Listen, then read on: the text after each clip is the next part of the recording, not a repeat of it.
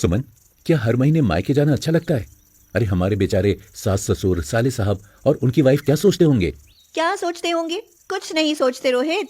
आपको पता भी है, महीने से एक दिन भी ज्यादा हो जाता है तो फोन पर फोन आने लग जाते हैं। अच्छा। और नहीं तो क्या। भाभी कहती है, चली आओ ननद, तुम्हारे बगैर दिल नहीं लगता। अम्मा कहती हैं, अरे एक बार शक्ल तो दिखा जाओ बेटी। और भैया और बाबूजी की तो पूछो ही मत।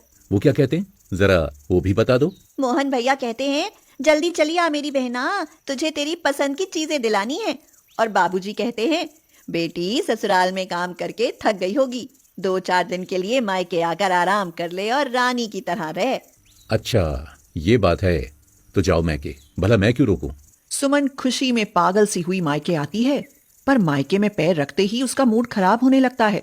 रजनी यानी सुमन की प्यारी माँ उसे देखते ही कहती है, आ गई तू, तेरा ससुराल में मन नहीं लगता क्या बेटी? अरे ये क्या कह रही हो माँ?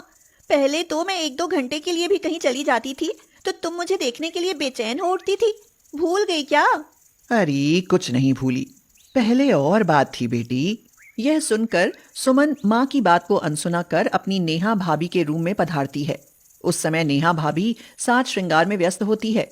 सुमन भाभी से कहती है, अरे सजने संवरने में लगी हो भाभी। सच संवर कर रहूंगी तभी तो ससुराल में मन लगेगा ननद जी। नहीं तो तेरी तरह एक पैर ससुराल में और दूसरा मायके में नहीं रहेगा क्या? हाँ। यह सुनकर सुमन बेचारी चुप हो जाती है और तभी वहां मोहन भैया आ जाता है। मोहन का ध्यान सुमन पर कम और नेहा पर ज्यादा होता है, मगर सुमन इस बात को तवज्जो नहीं देती। उसका सारा ध्यान तो मोहन के हाथ में पकड़े एक बड़े से डिब्बे पर अटक जाता है। वह मोहन के हाथ में डिब्बे को देखकर कहती है, भैया इस डिब्बे में क्या लाए हो? सुमन, तुम्हारी भाभी के लिए रेशमी साड़ी लाया हूँ, जरा देखकर तो बताओ कैसी है। सुमन डिब्बा खोलकर साड़ी देखती है तो हल्के स्काई ब्लू रंग की डिजाइनर साड़ी देखकर दंग ही रह जाती है। वह बड़े ही गुमान से कहती है, भैया ये साड़ी तो मुझे बहुत पसंद है, क्या इसे मैं ले लूं? नहीं नहीं सुमन, ये साड़ी तो मैं नेहा के लिए लाया हूँ। वैसे भी ये बहुत महंगी साड़ी है। तुम कहो तो तुम्हारे लिए कोई सस्ती सी साड़ी ला दूंगा। भैया के मुंह से सुमन ने पहली बार ऐसी बात सुनी थी, इसीलिए उसे गहरा अचरज होता है और वह सोचती है, अरे लगता है भैया कुछ बदल से गए हैं। सुमन इससे आगे कुछ सोच पाती इससे पहले ही उसके बाबूजी यानी धनपत लाला आ जाते हैं। धनपत लाला को देखकर सुमन खिल उठती है। उसे लगता है कि बाबूजी उसे दौड़कर गले से लगा लेंगे और उसका हालचाल पूछेंगे, मगर ऐसा कुछ नहीं होता। बाबूजी उसे देखते ही अपनी पसंद का खाना बनाने की फरमाइश करने लगते हैं और कहते हैं, अरे सुमन बेटी, आज तो पालक पनीर की सब्जी और मिस्सी रोटी खाने का बड़ा मन है, जरा बना दोगी क्या? यह सुनकर तो सुमन और भी हैरान रह जाती है। इस हैरानी के साथ ही उसे अपनी शादी से पहले के दिन याद आ जाते हैं। वह अपने अतीत में खो जाती है और उसकी आंखों के सामने माँ, बाबूजी, भाई और भाभी के चेहरे अतीत के चलचित्र से घूमने लगते हैं। अरे तू तो मेरी लाडो है, 2 दिन भी तेरी शक्ल ना देखूं तो मन बेचैन हो उठता है। ससुराल जाकर भूल ना जाना मेरी लाडो। तुम ससुराल जा तो रही हो सुमन, पर तुम्हारे बिना मेरा दिल नहीं लगेगा। बस जल्दी जल्दी मिलने आती रहना। देखो, तुम मेरी बहन हो, तुम जिस चीज पर हाथ रखोगी वही तुम्हारी। मेरी बहन ताजमहल खरीद कर देने को कहे तो मैं उससे वो भी खरीद कर दे दूं। अरे सुनती हो रजनी, भाई मेरे और सुमन के लिए गर्मा गर्म पकौड़े और चाय बना कर ले आओ। हाँ सुनो, पकौड़े पनीर के बनाना।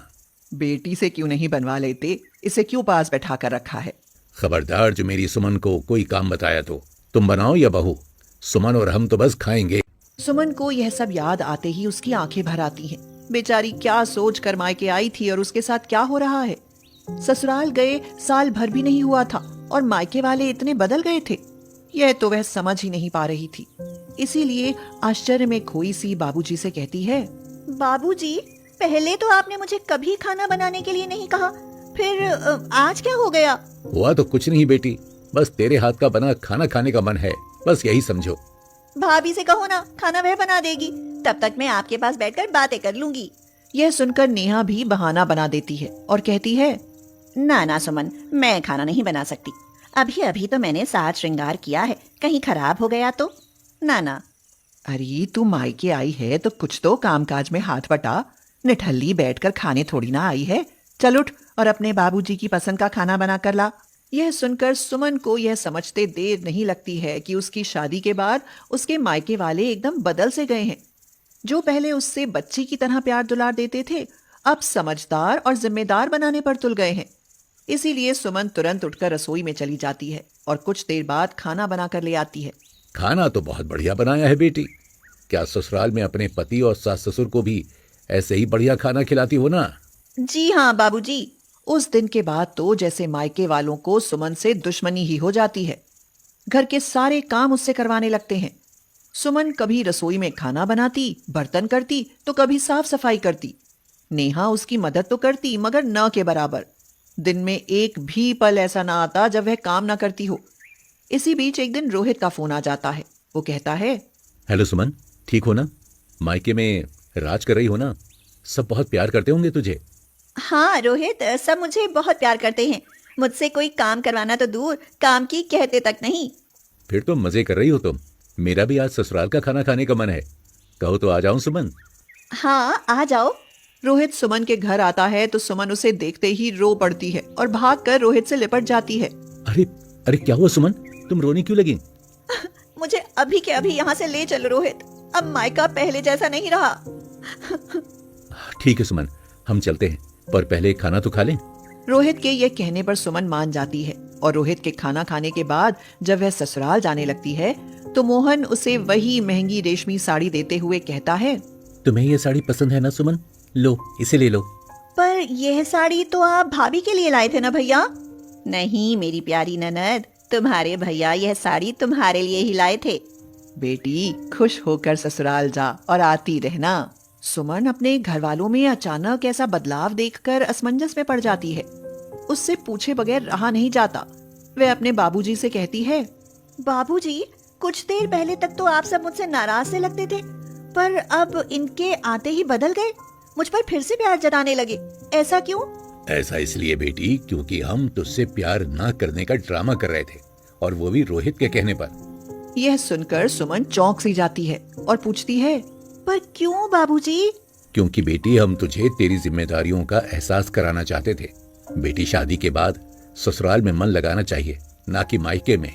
तुम्हारे बार बार यहाँ आने से बेचारा रोहित कितना दुखी रहता है, जरा इससे पूछकर तो देख।